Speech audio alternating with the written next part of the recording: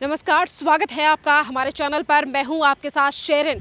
सिद्धू मूसेवाला की हत्या को लगभग 1 साल हो चुका है और आज उन्हीं की पुण्यतिथि पर उनके पिता बलकौर सिंह ने एक बड़ा बयान दिया है और उन्होंने कहा है कि अगर पंजाब में होते सीएम योगी आदित्यनाथ तो नहीं होती उनके बेटे की हत्या। तो वहीं दूसरी तरफ 2024 के चुनाव को लेकर भी बलकौर सिंह की तरफ से कहा गया है कि 2024 में जनता योगी को वोट देने के लिए होगी मजबूर।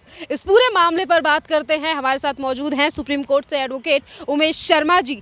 सर, आज पंजाब की स्थिति क्या है वो किसी से छुपी नहीं है। लॉ एंड ऑर्डर को लेकर जिस तरीके से पंजाब से खबर आ रही है, पर आज सिद्धू मूसेवाला के पिता ने कहा है कि अगर सीएम योगी आदित्यनाथ पंजाब में होते तो शायद उनके बेटे की हत्या ना होती। इस बयान को कैसे देख रहे हैं? काफी बड़ा बयान दिया है उन्होंने। देखिए, हमारे देश की कानून व्यवस्था जो है वो राज्य का जिम्मा है। हमारे कॉन्स्टिट्यूशन में ऐसा प्रावधान किया गया कि law and order state subject है। तो इसका सीधा मतलब है कि वहाँ की policing, law and order policing और लोकल एडमिनिस्ट्रेशन, जिसमें कि लॉ एंड ऑर्डर से संबंधित और गतिविधियाँ होती है, वो सब राज्य सरकार के पास है। राज्य सरकार का सीधा मतलब है कि जो मुख्यमंत्री है उसके हाथ में है। तो सिद्धू मूसेवाला के पिताजी ने अगर ये बात कही है तो हम उनका दर्द समझ सकते हैं। उनसे सहानुभूति रखते हुए हम ये देखेंगे कि किस तरह से एक माफिया ने चैलेंज करके एक्सटॉर्शन के लिए पंजाब में सिद्धू मूसेवाला जैसे प्रसिद्ध गायक को मार दिया और वहाँ की सरकार कुछ नहीं कर पाई। सबसे बड़ी बात यह है कि वहाँ बेखौफ है माफिया और अब आतंकवादी भी सिर उठाने लगे हैं। तो ये मुख्यमंत्री या जो वहाँ की रूलिंग पार्टी है उसका सीधा सीधा फेल्योर है। उत्तर प्रदेश में जो मुख्यमंत्री साहब हैं योगी आदित्यनाथ, उनके क्रियाकलाप के बारे में, उनकी जो लॉ एंड ऑर्डर को लेके जो उनकी नो टॉलरेंस की पॉलिसी है और जो उत्तर प्रदेश सरकार कर रही है, हालांकि वो बीजेपी की भी सरकार है और बीजेपी पार्टी के रूप में एक सरकार उन्होंने वहाँ बनाई है, लेकिन जो मुख्यमंत्री का एग्रेसिव रोल है वो बहुत ही प्रशंसा के लायक है और लोग देख रहे हैं, समझ रहे हैं। और पंजाब से जो इन्होंने ऐसी बात बोली है, इसका सीधा मतलब है कि जो योगी साहब का मॉडल है लॉ एंड ऑर्डर को कंट्रोल करने का या प्रदेश को कंट्रोल करने का, प्रदेश में लॉ एंड ऑर्डर को रेगुलेट करने का, प्रदेश को डेवलप करने का, उत्तर प्रदेश में जो अच्छी चीज़ें कर रहे हैं वो दूसरे राज्यों में भी पसंद आ रहा है। और 2024 का इन्होंने जिक्र करके ये कह दिया है कि इनको वोट देंगे लोग, तो ये सीधा सा इंडिकेशन है कि योगी जी के जो काम करने का तरीका है वो भारत के जनता को बहुत पसंद आ रहा है। और ख़ासकर ये ऐसे पिता के मुंह से बात निकली है जिसके कि बेटा एक बहुत बड़ा सिंगर था, बहुत पॉपुलर था और उसको मार दिया गया है माफिया द्वारा और वहाँ की राज्य सरकार कुछ नहीं कर पाई है। और अभी भी ऐसी आतंकवादी गतिविधियां या माफिया गतिविधियां पंजाब में सिर उठा रही हैं और वहाँ की सरकार कुछ नहीं कर पा रही है, अपीजमेंट पॉलिसी कर रही है। तो इन दोनों की तुलना को देखते हुए अगर ऐसी बात बोली है इन्होंने तो ये योगी आदित्यनाथ की प्रशंसा है और ऐसा हमको लगता है कि ये पूरे भारत में ये प्रशंसा होनी चाहिए और सब लोगों को देखना चाहिए कि योगी आदित्यनाथ का जो मॉडल है काम करने का, जो आगे बढ़कर वो नो टॉलरेंस की जो पॉलिसी लेते हैं, जो गुंडे हैं, जो माफिया हैं, जो प्रशासन को तंग करते हैं, उनके साथ कैसे भी वो डील करें, चाहे वो बुलडोज़र के माध्यम से डील करें, चाहे वो पुलिस की सख्ताई से डील करें या कानूनी व्यवस्था से डील करें, तो वो एक मॉडल दिखाता है कि किस तरह से कानूनी व्यवस्था को कैसे स्थापित किया जा सकता है, कैसे लोगों के मन में से भय निकाला जा सकता है और कैसे माफियाओं के मन में भय बिठाया जा सकता है। तो ये जो उन्होंने बोला है बलकौर जी ने वो बहुत ही स्वागत के लायक है और सब लोगों को इस पर गौर करना भी चाहिए। सर, इसी के साथ उन्होंने उत्तर प्रदेश को लेकर भी जिक्र किया, जिस तरीके से योगी आदित्यनाथ ने उत्तर प्रदेश में माफियाओं को जमीनों जब्त कर दिया। हाँ, माफियाओं को किया है। देखिए, हमारे कानून में प्रावधान बहुत हैं और राज्य सरकार का ये दायित्व है कि पुलिस के द्वारा इन चीज़ों को कराए। राज्य सरकार अगर चाह ले तो कोई भी माफिया, कोई भी क्रिमिनल, कोई भी प्रोफेशनल क्रिमिनल इस तरह से कुछ नहीं कर सकता, कहीं राज्य में लोगों को टेरिफाइड नहीं कर सकता, कोई एक्सटॉर्शन का रैकेट नहीं चला सकता, किसी तरह से कानून की व्यवस्था को तोड़ नहीं सकता। ऑफ एंड ऑन जो क्राइम होते हैं, जो आपसी विवाद के क्राइम हैं वो अलग हैं, लेकिन जो ऑर्गेनाइज्ड क्राइम हैं, जो कि हम देखते हैं कि उत्तर प्रदेश में पहले होता था, अब वो ख़त्म हो गया है। जो माफिया लोग थे, जो अपने आप को राजा कहते थे या जो अपने आप को डॉन समझते थे और ऐसे ऐसे वारदात किए हैं जिसमें पुलिस की टीम को मारा गया है, पुलिस पार्टी को मारा गया है, डीएसपी का मर्डर किया गया है, जला दिया गया है, पुलिस पार्टी पे आक्रमण किया गया है, तो वो सब अब बंद हो गया, दूर की बात हो गई। अब जो क्राइम करने वाले लोग हैं, जो कानून तोड़ने वाले लोग हैं, उनके मन में भय आ गया है और भय आना भी चाहिए, क्योंकि वो कानून को तोड़ते हैं। कानून का पालन करने वाले के मन में भय नहीं आना चाहिए। जो जनता वहाँ त्रस्त थी वो अब राहत की सांस ले रही है।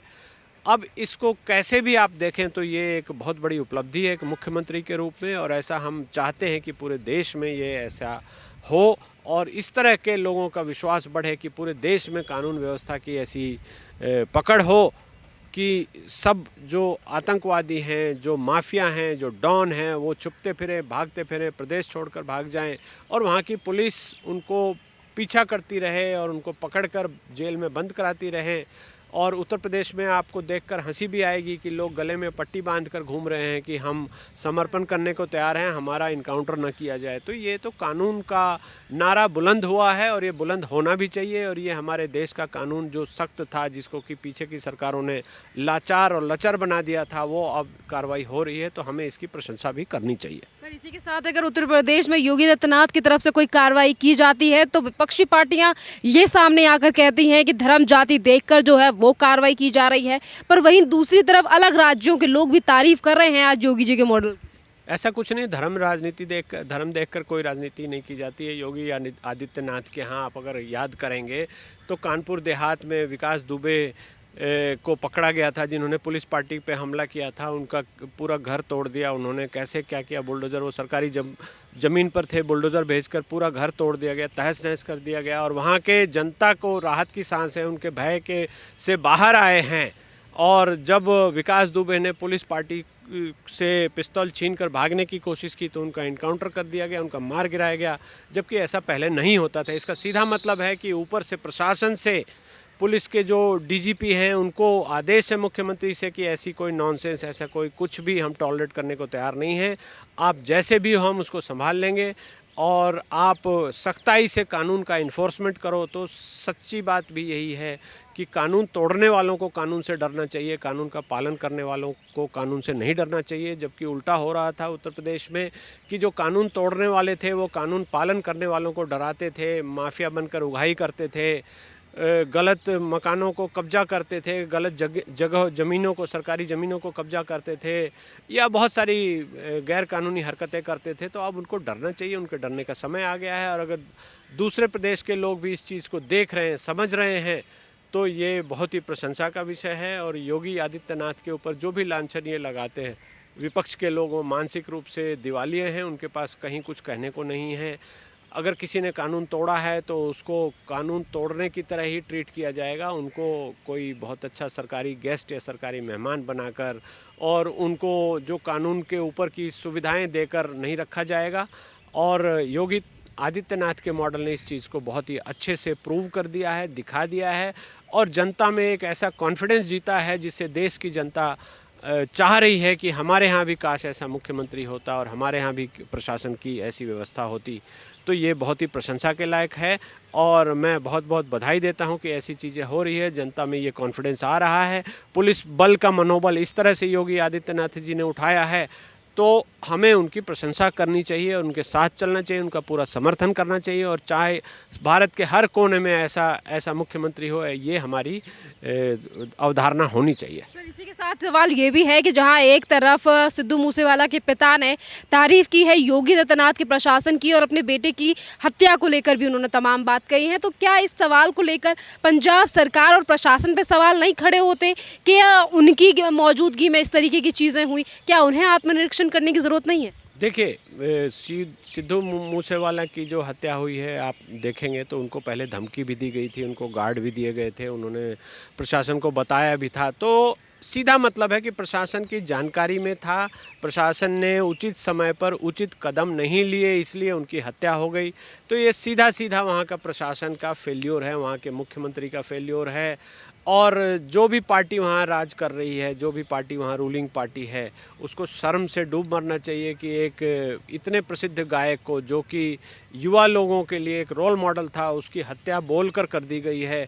और वो पार्टी अभी भी बेशर्मी से राज कर रही है, और राज ही नहीं कर रही है, वो आतंकवादी ताकतों को, देश विरोधी ताकतों को, गुंडा ताकतों को, माफिया ताकतों को अभी भी अपने प्रदेश में पनपने दे रही है। तो कम से कम भाई, अपने जो वहाँ के मुख्यमंत्री हैं, मैं उनसे अपील करता हूँ कि कम से कम आप अपने प्रदेश, अपने पड़ोस के प्रदेश उत्तर प्रदेश में जाओ, योगी जी से समझो, पूछो कि कैसे ये आपने किया, और अपने ऑफिसर्स को वहाँ भेजो, अपनी पुलिस की टीम को वहाँ भेजो कि उनके यूपी पुलिस की टीम से समझें कि कैसे ये किया जाता है, कैसे ये क्रैक किया जाएगा, ये नेक्सस कैसे तोड़ा जाएगा, और कैसे जो प्रशासन है हमारा, पुलिस का लॉ एंड ऑर्डर की व्यवस्था है, उसको कैसे सुदृढ़ किया जाए कि लोगों के बीच में लॉ एंड ऑर्डर को लेकर कॉन्फिडेंस हो सके। तो ये मैं अपील करता हूँ कि आप कृपया योगी जी से जाकर सुनिए, समझिए और तब अपने यहाँ लागू कीजिए।